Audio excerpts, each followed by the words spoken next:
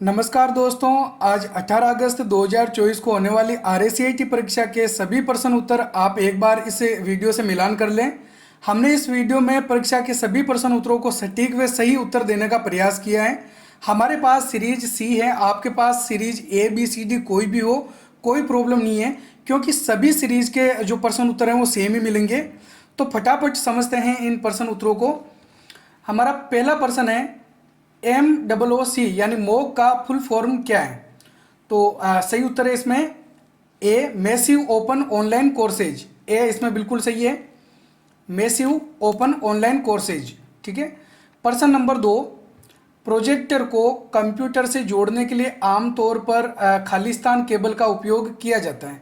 तो देखो, प्रोजेक्टर या मॉनिटर को मैंने आपको बताया था कि जोड़ने के लिए अपन VGA या फिर HDMI जो केबल है उसका प्रयोग कर सकते हैं। तो यहाँ पर केवल ऑप्शन HDMI का ही दे रखा है, बी इसमें सही आंसर है। अगला प्रश्न नंबर 3, मान लीजिए किसी डायरेक्टरी में सब डायरेक्टरी और कुछ फाइलें हैं। जब भी आप उस डायरेक्टरी को एक स्थान से दूसरे स्थान पर ले जाते हैं तो क्या होता है। डायरेक्टरी के अंदर की सभी फाइलें स्थानांतरित हो जाती है, उस डायरेक्टरी के अंदर की सब डायरेक्टरी स्थानांतरित हो जाती है। डायरेक्टरी स्थानांतरित हो जाती है लेकिन स्रोत फाइल स्थानांतरित नहीं होती है, तो ये इसमें गलत है। या फिर विकल्प A और B का संयोजन सही है, तो D इसमें बिल्कुल सही आंसर है। ठीक है। तो देखो, जब भी हम कोई फाइल फोल्डर सेलेक्ट करके उसको कट करते हैं यानी मूव करते हैं, एक जगह से दूसरे स्थान पर लेके जाते हैं, तो उसके अंदर की फाइलें फोल्डर जो हैं वो सब एक साथ मूव हो जाते हैं। हमारे पिछले वीडियोज में मैंने बताया था आपको, ये क्वेश्चन सेम टू सेम ही लगभग दिया था। अगला प्रश्न नंबर 4 है, खालिस्तान पोर्टल का उपयोग मुख्य रूप से बस टिकट बुक करने के लिए किया जाता है। NVSP, IRCTC, PSK या फिर RSRTC। तो सही उत्तर है इसमें C, RSRTC का प्रयोग बस टिकट बुक करने के लिए किया जाता है। अगला प्रश्न नंबर 5 है, CD-ROM और CDRW में क्या अंतर है। वे एक जैसे हैं, बस दोनों अलग अलग शब्द हैं जिनका इस्तेमाल अलग अलग निर्माताओं द्वारा किया जाता है। दिए गए विकल्पों के अलावा अन्य CD-ROM में अन्य CDRW की तुलना में अधिक जानकारी होती है। CDRW को लिखा जा सकता है लेकिन CD-ROM को केवल पढ़ा जा सकता है, तो D इसमें सही आंसर होगा। CDRW के अंदर डेटा को हम लिख भी सकते हैं, मिटा भी सकते हैं, और केवल जो CD-R होती है उसमें डेटा को पढ़ा जा सकता है। अगला प्रश्न नंबर 6 है, विंडोज 10 में इंटरनेट एक्सप्लोरर को खालिस्तान वेब ब्राउजर में बदल दिया गया है। आपको बताया था माइक्रोसॉफ्ट एज। विंडोज 7 के अंदर जो इंटरनेट एक्सप्लोरर था उसको विंडोज 10 में माइक्रोसॉफ्ट एज नाम से रखा गया है। कल के वीडियो में हमने बताया था। प्रश्न नंबर 7, निम्नलिखित में से कौन सी विंडोज यूटिलिटी अनावश्यक फाइलों को मिटा देती है। तो अभी पिछले वीडियो में ही आपको बताया था डिस्क क्लीनअप। ठीक है।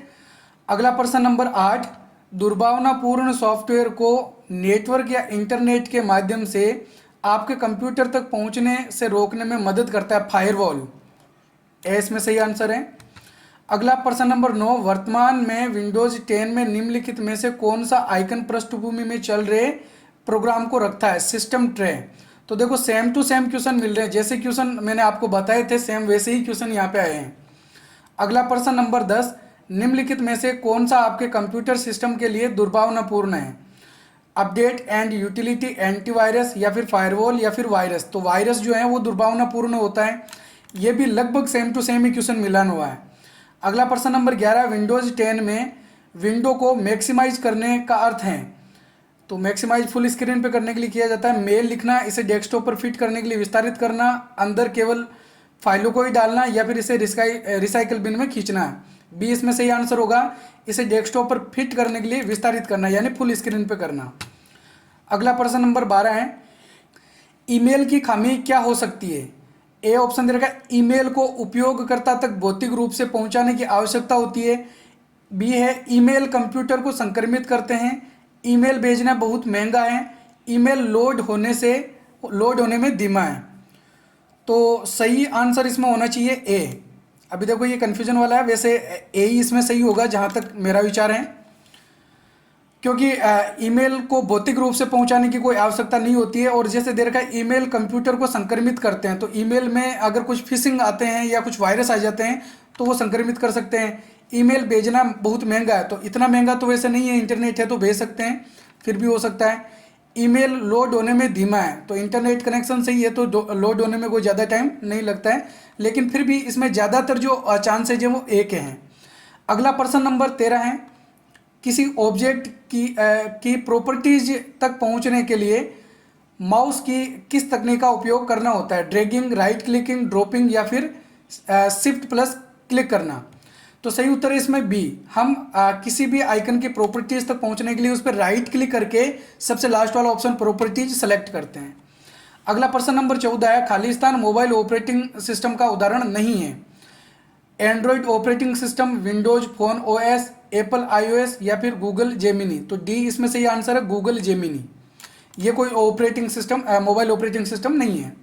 अगला प्रश्न नंबर 15, कोई दस्तावेज मुद्रित होने से पहले कैसा दिखेगा, यह जांचने के लिए कौन सी कमांड का प्रयोग किया जा सकता है? तो मैंने आपको बताया था कौन सी होती है, प्रिंट प्रीव्यू होती है। प्रिंट करने से पहले हम डॉक्यूमेंट को देखना चाहते हैं तो प्रिंट प्रीव्यू करते हैं। इसकी शॉर्टकट कुंजी आपको बताई थी, Ctrl+F2। नेक्स्ट प्रश्न नंबर 16 है, डिजिटल हस्ताक्षर किसे प्रमाणिकता प्रदान नहीं कर सकते? पीडीएफ, ईमेल संदेश, वर्ड प्रोसेसिंग दस्तावेज या फिर दस्तावेज की हार्ड कॉपी? तो जो हार्ड कॉपी होता है जिसको हमने प्रिंटर से निकाल रखा है उस पर कोई डिजिटल सिग्नेचर नहीं हो सकते हैं। प्रश्न नंबर 17, निम्नलिखित में से किसी उपयोगकर्ता द्वारा इंटरनेट का उपयोग करने से पहले किसकी आवश्यकता होती है? इंटरनेट सेवा यानी आईएसपी, मोडेम, वेब ब्राउजर? तो इन सबकी जरूरत होती है। तो सही आंसर इसमें क्या उचित विकल्प डी होगा, सभी 1, 2 और 3, इन तीनों की हमको जरूरत होगी।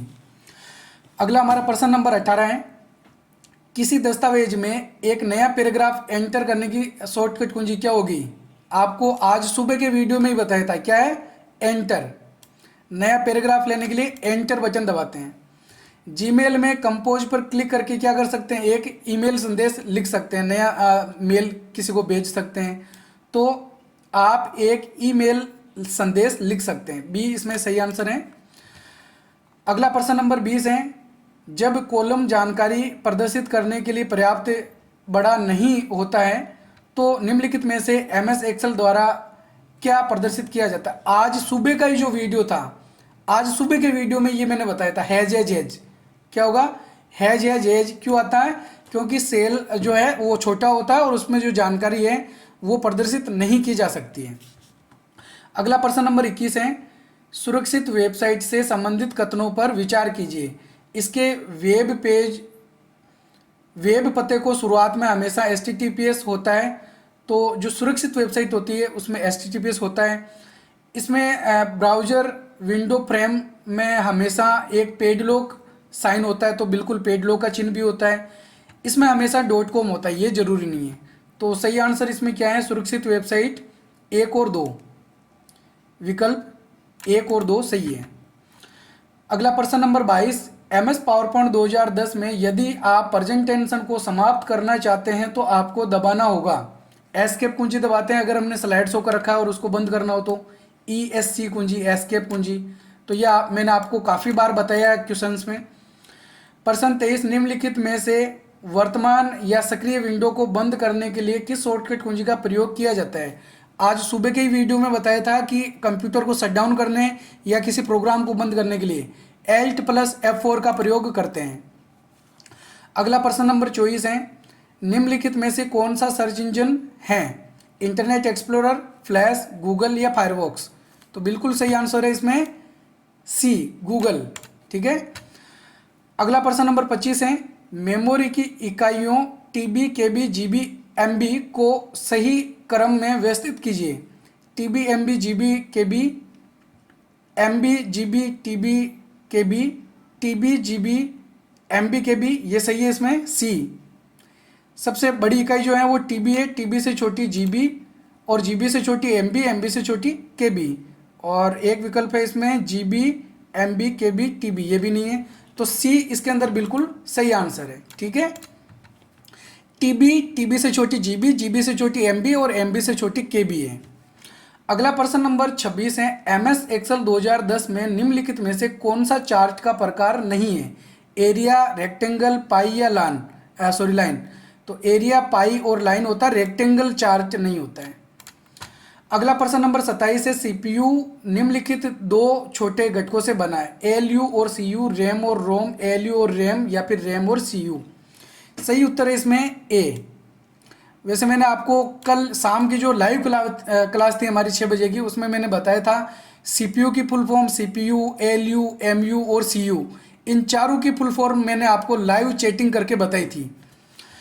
अगला प्रश्न नंबर 28 है, यदि आप किसी ईमेल संदेश के खाली स्थान बॉक्स में प्राप्तकर्ता का ईमेल पता जोड़ते हैं तो संदेश की प्रतिलिपि उस प्राप्तकर्ता को भेज दी जाती है और प्राप्तकर्ता का नाम संदेश के अन्य प्राप्तकर्ताओं को दिखाई नहीं देता। मैंने बताया था कि आपको अगर गोपनीय रखना है किसी का ईमेल एड्रेस तो वो हम कहाँ लिखते हैं, बीसीसी में लिखते हैं।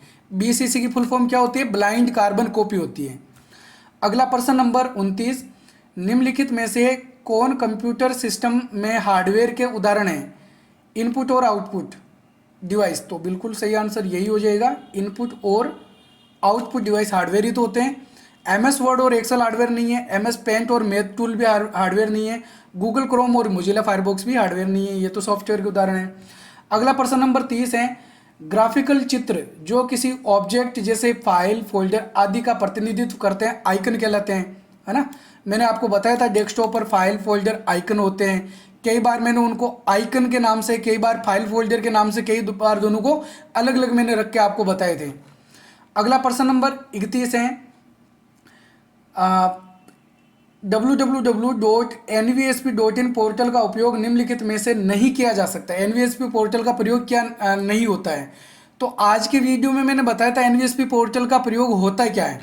मतदाता सूची में नाम खोजने में, अपने बूथ और पीसी को जानने में, सॉरी पीसी होगा, मेरे को कंफर्म दिखाई नहीं दे रहा है, और सी है इसमें नए मतदाता पंजीकरण के लिए ऑनलाइन आवेदन करने में। तो देखो मतदाता सूची खोज सकते हैं, अपने बूथ का जो स्टेटस है वो भी पता लगा सकते हैं, और नया मतदाता पंजीकरण भी कर सकते हैं।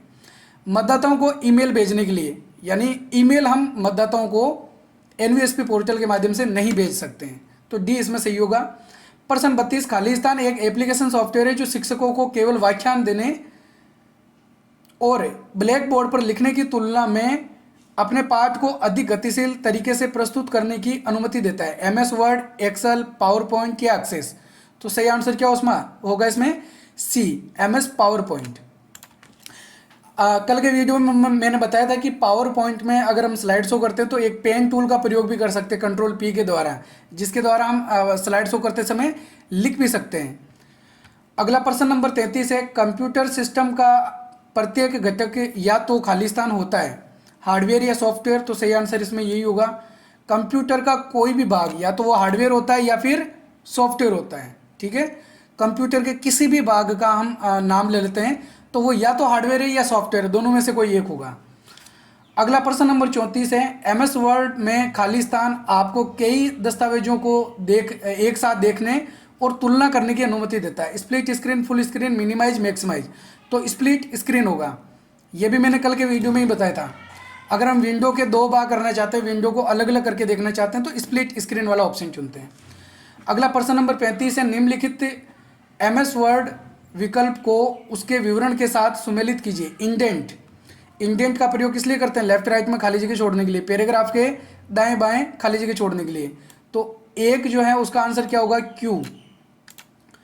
वाटरमार्क, चयनित पैराग्राफ के नीचे रिक्त स्थान छोड़कर पैराग्राफ के बीच अंतर बदलें, पृष्ठ की सामग्री के पीछे गोस्टेज टेक्स्ट डालें। तो वाटरमार्क का सही आंसर होगा इसमें आर, और स्पेसिंग का हो जाएगा पी। ठीक है, तो देखो पहले के अंदर क्या आएगा, पहले में क्यू, दूसरे में आर, तीसरे में पी। तो पहले में क्यू, दूसरे में आर, तीसरे में पी, डी इसमें सही आंसर है।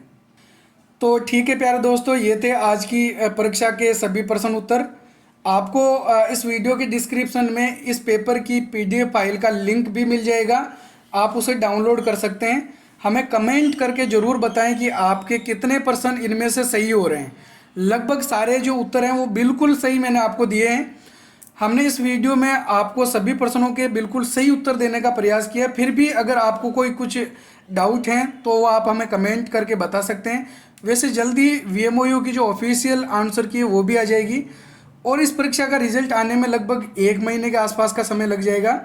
वीडियो पसंद आए तो वीडियो को लाइक और हमारे चैनल RACIT गुरुजी यूट्यूब चैनल को सब्सक्राइब करना बिल्कुल भी ना भूलें। धन्यवाद। जय हिंद, जय भारत।